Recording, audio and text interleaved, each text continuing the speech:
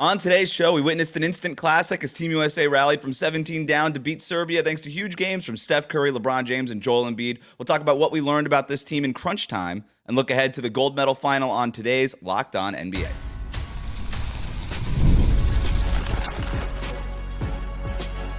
You are Locked On NBA, your daily NBA podcast. Part of the Locked On Podcast Network, your team every day. Welcome to Locked On NBA Friday. Wes Goldberg here with Swipa. However, you might be tuning in on YouTube, Odyssey, or your favorite podcast app. Thanks for making Locked On NBA your first listen every day. Today's episode is brought to you by FanDuel. Make every moment more. This summer, FanDuel is hooking up all customers with a boost or a bonus daily. That's right, there's something for everyone every day, all summer long. Visit FanDuel.com to get started. Great day of Olympic basketball. We're going to get to France beating Germany. We're going to look ahead to the gold medal match in a bit, but let's start with Team USA. Swiper, we were waiting for Steph Curry and Joel Embiid to have their Olympic moments, and they did. Steph had 36 points. Embiid played his best two-way game, I think, of the Olympics, had 19 points in the game, including 7 in a row in the fourth quarter. And when push came to shove, Steve Kerr went with Steph, Devin Booker, LeBron, Kevin Durant, and Joel Embiid to close the game. So for all the talk about fit and playing Derek White and Drew Holiday over Jason Tatum and Halliburton, where these guys fit in, and is Embiid the right guy to play with the starting five, and all these things, all of that just went right out the window when the U.S. needed it in the end. They just went with their best five guys, and that's who brought them back. So that's my take. What stood out to you at the end of this one? Was there one particular player that you want to start with? Yeah, I mean, Steph, I think, started off like 5 or 6 from 3, and Serbia was marching on, and they looked like they were about to have like a 20-point lead at one point going into the half. And Steph Curry just chose the day of days where I am not going to let that happen. And even when they got down a lot, Steph Curry, his momentum that he just brought to the court, man, he was exceptional today. Steph Curry, 12 of 19, 9 of 14 from 3 today for 36 points. And he also had 8 rebounds in this game. Steph Curry was everywhere. And I think him, coupled with Embiid's shot making, his pull-up jump shooting, being the thing in the fourth quarter, both of those players, you know, they really helped Team USA to be able to secure this victory today, but not to be outgunned. LeBron James, 16 points, 12 rebounds, and 10 assists, a triple-double in a clutch game. And on top of that, Wes, one of the things that is most underappreciated about LeBron James, that no matter the age, no matter the situation, he will defend his tail off if he has the opportunity to do so. LeBron James guarded Nikola Jokic, most people's best player in the world, down the stretch of the game once Jokic got that fourth foul, and he took it to him and didn't give him any easy openings at all. And so it was just an exceptional close to the game for Team USA. Now, Team USA obviously is the far superior team. 1 through 11, they have nothing but all-stars, all-NBA players, MVP candidates, and MVP winners, and then Derek White, who one of the best role players in the league. So they expected to win this game, but Serbia made it as difficult as possible. And really, truly, shout out to Bogey for an exceptional game as well. Shout out to Leska. They were shooting the lights out today, and that ended up being the difference in why this game was so close down. Yeah, and it speaks to just the overall talent that Team USA has and that Steve Kerr has to decide between. And I go back to this point of Steve Kerr has been lambasted over and over again about his rotation decisions, and it's just an impossible play. It literally is an impossible situation for Steve Kerr, right? Because whoever he plays, it means he's not playing somebody else. There's just too many good guys on this roster. Not everybody's going to be able to play. You even have Draymond Green in the middle of this game tweeting, hey, it's time to scrap the rotations about his own head coach and all these things. And I guess they did scrap the rotations, but they just went with the best 5 guys. And that's the part that just stuck out to me is when Nikola Jokic was unreal. I mean, this was game 5 Joker stuff that he was doing. He gets into foul trouble late. It doesn't even stop him in terms of his level of aggression. And I actually thought, like, at the end of this game, Serbia had this weird advantage of, well, we know what we're going to do. We're going to give it to Jokic, and he's just going to pass and do everything. Like, we know that that's the head of the snake, and that's where everything we do starts and ends with Joker. And for Team USA, I thought there was pockets there where they didn't really know what to do. They're like, all right, is it we know it's kind of LeBron's team, but he wants to get everybody else involved. But Steph's got 30-plus points, and we gotta feed the hot hand. And Kevin Durant's here, and he's sort of the zone buster. And what are we gonna do with him? And meanwhile, here's Joel Embiid playing the best game of his summer, and he ends up scoring 7 points in a row in the fourth quarter. And so it took a while, but I thought Team USA eventually sort of settled in. And when they really got going, it was in the open court at the end with LeBron getting that big rebound in that transition layup, Steph a transition layup, LeBron with another transition layup to go up 91 to 86 at the end of this one. It just felt like everything felt pretty disjointed in this game. Yeah. And then when you really needed it to come together, it did come together. And that's why I think it felt so sort of miraculous at the end. You know what I mean? Yeah, the tough thing is FIBA. Jokic got his fourth foul trying to get around the screen on Anthony Davis on Kevin Durant's made three. And that, honestly, for me, Wes, changed the game because Jokic, if you watch him at all over the course of his career, especially at his apex, what he's been the last 4 years, if he gets a fifth foul in the NBA circuit or a fourth foul at FIBA, he's not going to be able to play with the same level of defensive aggression. And I think, Wes, that was the biggest difference. The first three quarters, Jokic was like all over the place defensively. He got a block on LeBron James at the rim, got down on the other court and got an and one over Devin Booker and I think maybe Bam. And the only thing about Joker is his jump shot has completely gone away. And had he hit a couple of those threes today, then the situation could have been different for this game. But, I think for me, watching this game, there were so many opportunities that Serbia had to close it. And, Guduric on the bench, man, he was playing like super well for a while. Milutinov had some really good rebounds in this game. Micic, 3 of 10 from the field, but 2 of 7 from 3, hit some really big shots today. And then, like I said, Bogey, 8 of 18 from the field, 20 points for Bogey. They had enough, but when you're playing versus a team that is as talented as the U.S. is, you have to be able to bring it like in key moments. And they only had one moment where they waned today, and that was the end of the fourth quarter. And then LeBron James gets the ball in transition and just absolutely pummels through everyone.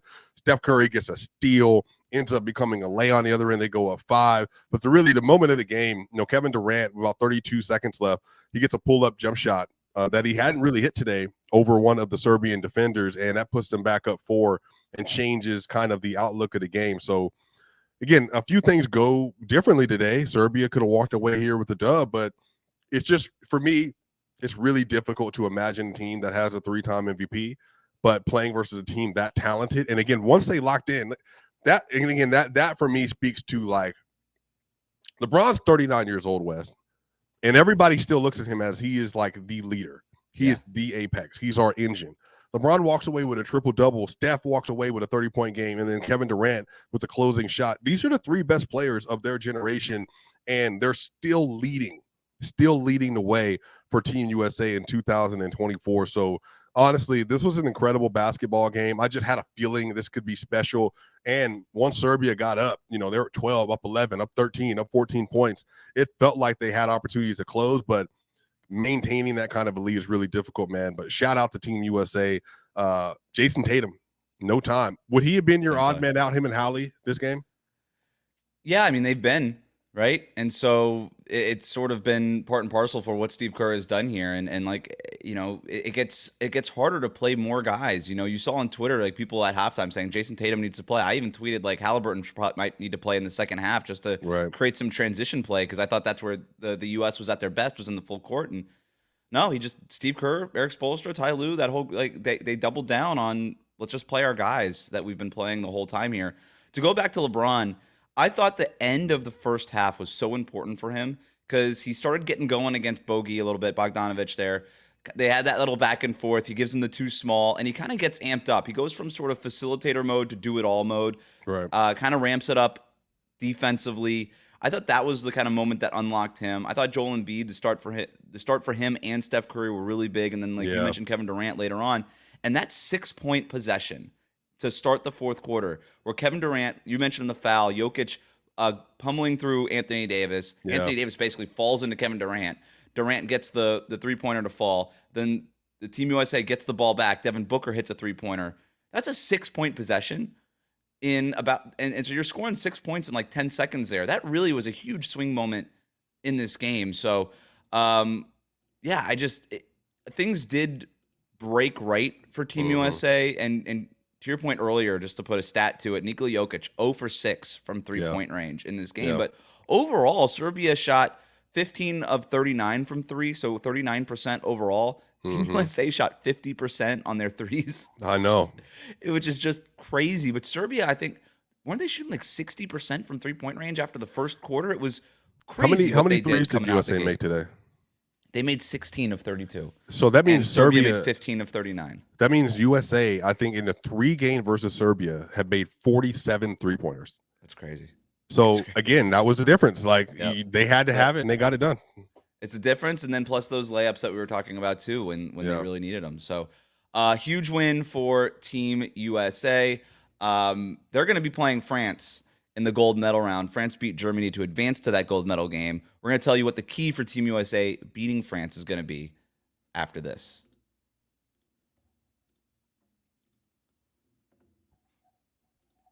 Today's episode of Locked On NBA is brought to you by BetterHelp. Sometimes we all need the opportunity to get something off our chest. Big or small, certain things can really start to get to you. It's important to let that out, especially to someone who's unbiased in your life. Maybe you're having trouble moving up at work, or you've run into a wall in a relationship, or maybe you're anxious or sad and you just don't know why. Therapy could be different for everybody. Most of us have bigger problems than our favorite sports team, and it's important to get things off your chest every once in a while. If you're thinking of starting therapy, give BetterHelp a try. It's entirely online, designed to be flexible, and suited to your schedule. Visit BetterHelp.com/LockedOnNBA to get 10% off your first month. That's BetterHelp, HELP.com/LockedOnNBA.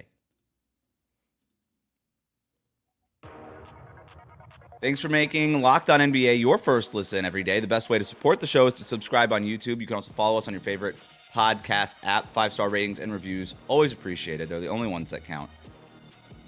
France beat Germany this morning. France's intensity is what stuck out to me. Oh, my gosh. Victor Wembanyama at the end of that game on the brink of tears. I have never seen, since LeBron winning it in 2016 for Cleveland, I don't know that I've seen a player that emotional. Victor Wembanyama really cares. This French team really cares. Yabusele just going crazy every single moment he had before he ends up fouling out at the end of this game. And for good reason. France becomes the first host country since 1996 to medal in Olympic basketball. Wow. And we know how important Victor Wembanyama's heritage is to him. We know how low it's been for France in sort of FIBA and world stage basketball over the last few years. Wembanyama, in some respects, is kind of the savior of this team, but man, it is not all Wembanyama on this team. A lot of guys are stepping up, and to me, the thing that stands out to me about France the most, Swipa, is they stunk in the exhibitions. They did. And they weren't that good in the group stage. And they make the big switch of moving Rudy Gobert and Evan Fournier to the bench. They go fit over talent. And this team just takes off. And now they're playing for a potential gold medal. And they're going to medal again for the first time, the host country medaling in basketball since 1996. Yeah. Yeah. First off, Lazort and I think Yabusele, like both of them, unreal. This whole run, they have been dynamite rebounders, dynamite in the paint, and they fight like heck. And so they have really made such a big difference. My big takeaway from France has been, look, Rudy Gobert, he reportedly got the finger surgery. He hasn't been playing a lot at all the last 2 games. And some of that is just, look, it doesn't really make sense. We need somebody that's a little bit smaller, scrappier on the board. And Victor Wembanyama, he's just a better player. We just want to have him out there by himself, give him some spacing. And Victor didn't even have a crazy game today. I mean, he had 4 of 17 from the field for Victor Wembanyama, and then he was 1 of 8 from the 3-point line. So his jump shot was non-existent, very similar to Nikola Jokic today. But his gravity was really important for that team. They just have a lot of players that kind of buy into their role and know what they're supposed to do. But there's also something too, when you're watching that game live, them having the crowd with them at all times is such an advantage in all these games. As soon as they get a sliver of momentum, or as soon as they need a little push from the crowd, they're going crazy. And I think for them to be in Paris, France, and for the fans to get to experience an Olympic run and to see them have their most talented team maybe ever, and for them to push to this degree, I just think this is such a big moment for them. I think that the USA-France game is going to be amazing. I do think USA can blow them out I just think the matchups are just going to be there for them. But look, they're going to fight. The problem is that the things that they excel at, the bruising they do inside, you can't necessarily do that versus the USA. And on top of that, the bigs they do have bruising. They're not like the most skilled players of all time. So Anthony Davis, Embiid, Bam Adebayo, this is why you're here. We need you to make a moment and make this important to get all the rebounds and not let them clean up on the offensive glass. And then Steph Curry, LeBron James, Kevin Durant, hey, take us home.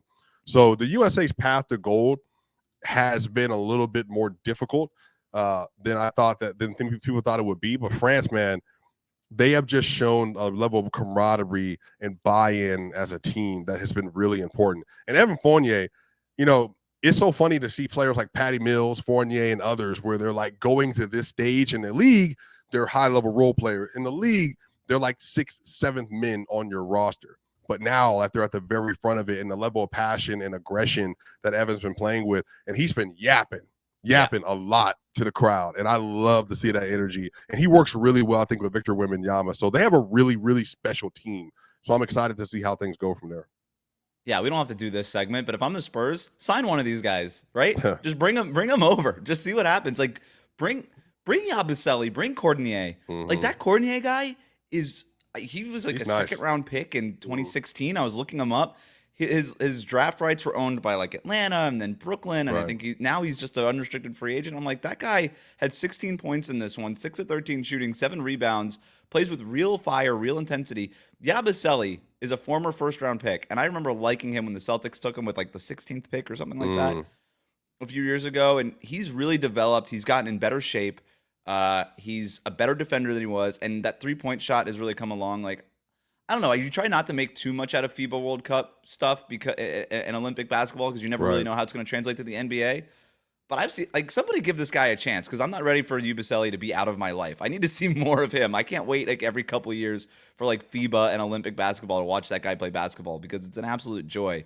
But your point about the home court is such a good one, and let's just kind of get over to this Team USA France matchup here. That's going to be a big thing, I think, in this matchup is the home court advantage that France has, but especially versus the US. Well, it feels like Team USA, would you say that they have the 2nd best home court advantage so far? Because that crowd got going towards the end of that. Now, it's hard to parse, was that just because it was an exciting game that they were kind of getting into it? Or was there just a lot of, I don't know about USA fans, but, Steph fans, LeBron fans, Kevin Durant fans, all over the world, fans. Yeah, exactly. There's going to be a lot of people rooting for those. Bam Adebayo fans. Wes, don't undersell that. Oh, hell yeah, let's go. I think Jokic has been getting MVP chance, so I do hear a lot of player fans that have been in the crowds. But again, hey, if I'm in France and then I've been watching LeBron James since 2003, and I haven't seen him play in the Olympics since 2012, and then you get Steph Curry for the first time, you got KD here. Oh yeah, I'd be the same way. I'm trying to see this matchup. But as soon as they come play France, man, that's what I'm saying. It's going to be such a treat for the fans. You get the biggest basketball stars on the planet playing against your home country, in your home country, with gold on the line. That's going to be great. And especially with the natural relationship that the U.S. has with France as a whole, I just think there's just so much to this game. There's so many layers to how important this could end up being. And I'm really excited to see how Wembanyama responds. Let's talk about that. He doesn't have he's still learning, but I've seen Victor Wembanyama get mad and then go off for 17 points in the 3rd quarter, i.e. the Nuggets game that they lost that cost them the 1 seed. So maybe this is the game. Maybe this is the one where Victor's like, look, I don't feel like losing today at home. And then Evan Fournier's out here hitting 5 or 6 threes in the second half. Could be it. France plays with a fire that Team USA just doesn't really play with, right? Outside of maybe LeBron and Steph. Nobody else is really following that. Are you surprised with how LeBron's played, by the way? I'm done being surprised by anything LeBron does, honestly. I really am. No, I'm not. I'm actually not, because the whole setting the table for everybody else thing, that to me makes sense. He's the Jokic of Team USA, right? He just sort of is in the middle of everything. The Wembanyama thing is going to be really interesting, though, because he's had 2 kind of quiet games. Defensively, he's been really good. Offensively, not so much. Maybe the worst case scenario for Team USA is it feels like he's almost due for a big breakout game offensively here. Germany had some success going right at him, though, defensively.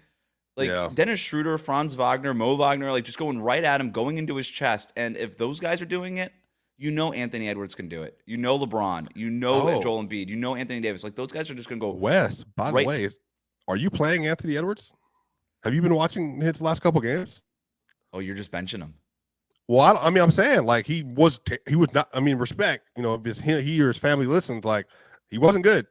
He's not been good enough offensively, not hitting open shots. Defensively, he was losing bogey off of screens today. Yeah. And backside, he wasn't like staying with his man. He really wasn't offering like a whole lot. And so that's why I'm like, if you're going to shorten your rotation, I might even go shorten to 9. Like, yeah. Because at this point, it's just like if this is what it's going to take, like if it's going to get even harder than the Serbia game, okay, well, we need the most like intelligent, team-oriented style basketball possible. And Ant's so young, he just might not know. And if Tatum is going to be sitting on the bench and Hallie, well, then I'm rather roll with Drew, Derek White, Bam, and Anthony Davis and Devin Booker and those 4 off the bench, and then let Devin Booker and LeBron and AD and Steph Curry and KD and Embiid just go to work. And I'm excited because Embiid has made mincemeat of Victor Wembanyama in the NBA. But so by the way, if you're France, are you playing Rudy and Wemby again versus this team? No. Wow. You need offense. You need to be able to score with Team USA. You know what I mean? Like you can't rely on Team USA missing a bunch of 2-pointers the way they did against like the beginning of Serbia. So right. No, you do what you got you here, right? Like they were bad when they were playing Gobert and Wembanyama together. You gotta stick with like sort of the wide open feel and like that FIBA style basketball that is the thing that Team USA struggles with. And Germany is not a small team, right? It's not like France played Australia today, right? Like they played a big physical team and ultimately their style won out there. But one more thing, I want to hit on that like sort of youth versus the experience, LeBron James and that whole thing. And I have like one little comparison note between this team and sort of the redeemed and the dream team from 1992. So we'll talk about all that next, and then we'll get to our countdown for the weekend coming up next here on Locked On NBA. Today's episode of Locked On NBA is brought to you by our friends at FanDuel. I love sports. I love them so much. I never want them to stop. But as the Olympics wind down here and we get fewer games, the sports, they're just not sportsing like I want them to. But FanDuel lets me keep the sports going whenever I want. All I have to do is open up the app and dream up the bets anytime I'm in the mood. And this summer, FanDuel is hooking up all customers with a boost or a bonus daily. That's right. There's something for everyone every day, all summer long. So if you head to FanDuel.com right now, you can get USA 14.5-point favorites over France. So less of a favorite than they were over Serbia, right? Were they 16.5-point favorites? Yes. Over Serbia. So less than that against France here. Maybe they're thinking it could be close. I don't know. 14.5 doesn't exactly sound like close, but Serbia, USA was close, and they had that at 16.5. Whatever you think of that line, you could head over to FanDuel.com. Start making the most out of your summer. FanDuel, official sports betting partner of Major League Baseball.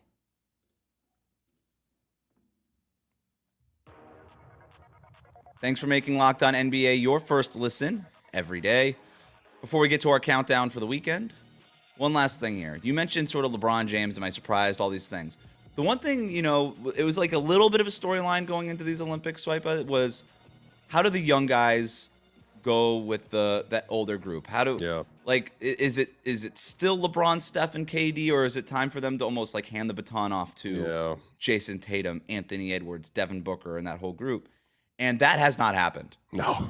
And I think the thing that, people forget about sometimes with the Dream Team was that was still Magic and Larry. That was supposed to be Magic and Larry Bird's team, right? And Michael Jordan just sort of came and said, like, no, it's actually my team now. Right. Like it's not you, and he became the face of American basketball pretty much in that moment, if he wasn't already, basically. But that has not happened even a little bit here. And it was really cool, and it's going to be really cool in this gold medal match to just see LeBron and Steph, two guys who we have not seen go very long in the playoffs in a couple of years now, play like a big high-stakes game to get on the same team nonetheless. But like they're still very much here, and I don't know that you have to surround them with the best 15 players in the world all the time, but it's cool to see them at this stage and still at this level. Look, I think it says something. Everybody always talks about, best player here, best player there, Tatum first team All NBAs, this, and that. I'm like, yo, Wes, when it's money time, your best players are ones on the court in the fourth quarter. I'm sorry, like LeBron is just that dude. He's gonna if they win gold, he's gonna get player of the Olympics. Like he's gonna get MVP at 39 years old. Like unreal. LeBron James, I think in a 16-game sample size in the playoffs, Wes, I'll be willing to bet he could still be a top 3 to 4 player, top 5 at minimum through a run. Definitely through a run. If he has to focus, he can play both ends. He doesn't have to do everything at all times. And then, like you saw LeBron today, LeBron had enough energy to play defense when it mattered most. He had enough energy to pass, to play, make, to hit shots.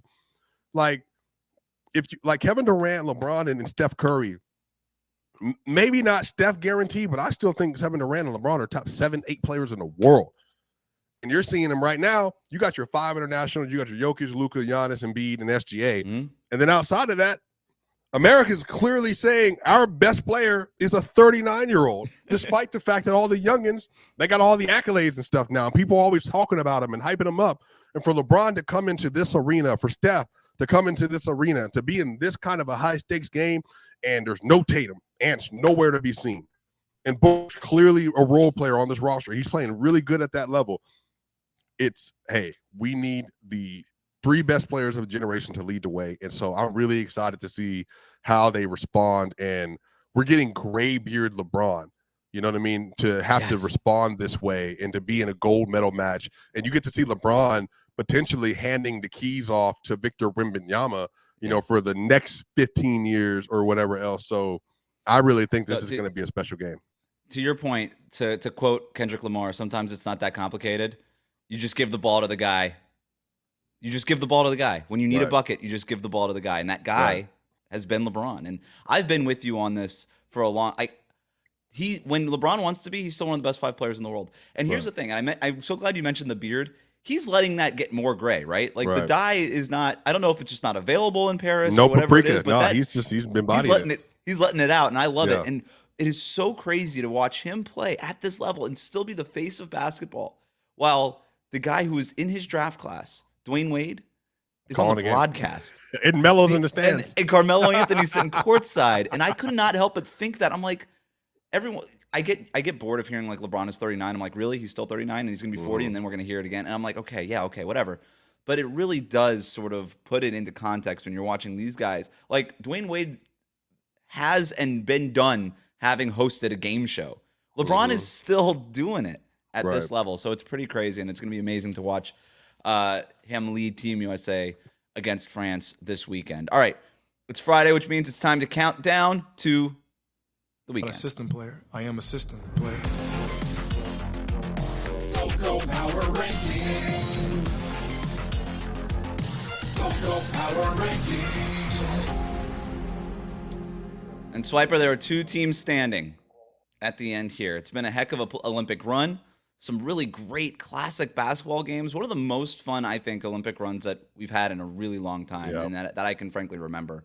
So I'm going to count down to the weekend with the players that I'm going to miss the most from Olympic basketball, from this Olympic basketball run. So this is not going to include any Team USA and no French players because they're still involved. So so Germany and Serbia are playing on Saturday too. So are we not counting them as well?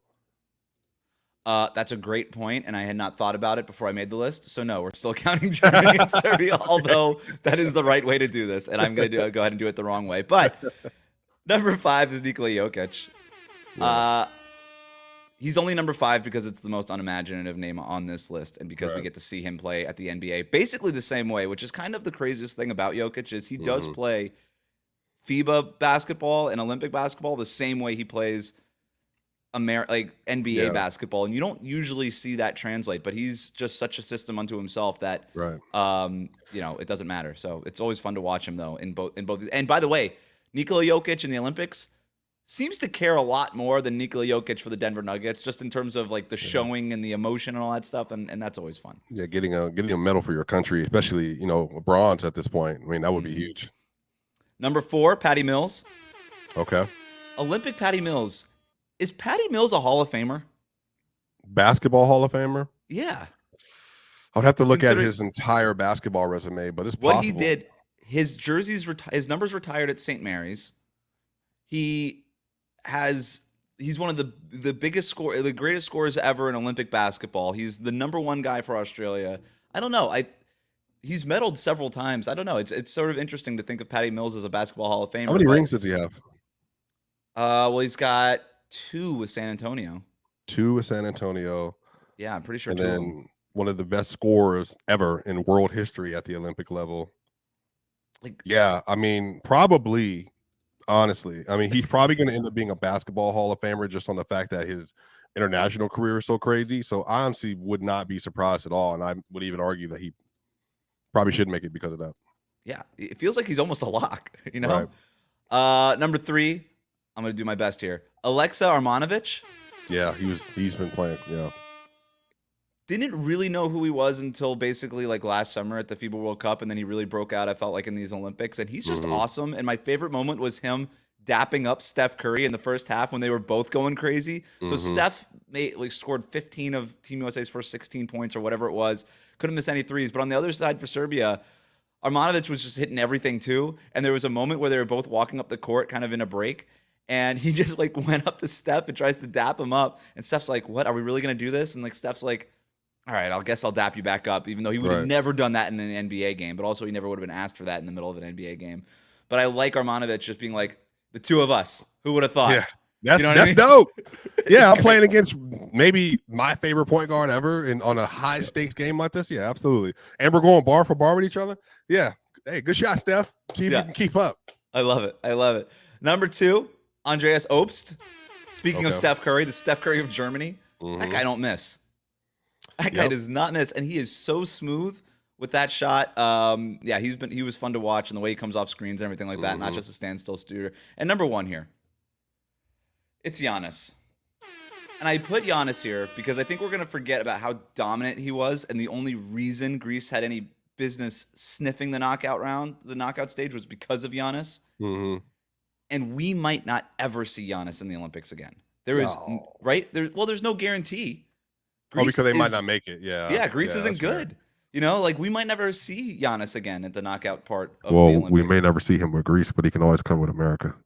Oh, he can pull an Embiid, right? Pull a Bam and Embiid. But pull a Bam and Embiid. Let's go. Why not? But look, you know, maybe I do think Giannis deserves to be there. I think, you know, he was great this whole run. You know, offensively he was dominant, getting to the rim. Defensively he was great. I'm surprised you didn't have a name, because we're also not going to see another guy. One of your favorite players, actually. I know one of your favorite players. We're not going to see him on Saturday either. Nikola Jokic? Jason Tatum. Jason Tatum had one of my favorite players. He might not make an appearance the rest of the tournament. Jason Tatum. You'll be missed, Jason Tatum. You'll be missed. He's like, but I'm right here. It's like, it's not the same. Where? I don't see you. I haven't heard. Wait, what does this do for you? Be honest with you. As a Heat fan, watching Bam get real minutes over Tatum in the highest level of basketball. You know what? It just speaks to what real winning basketball is. You know. That's all. Thanks for making Locked On NBA your first listen every day. Everydayers, make sure you're subscribed on YouTube, Odyssey, and wherever you get your podcast. That's Swipa doing a great job here. Locked On NBA Friday.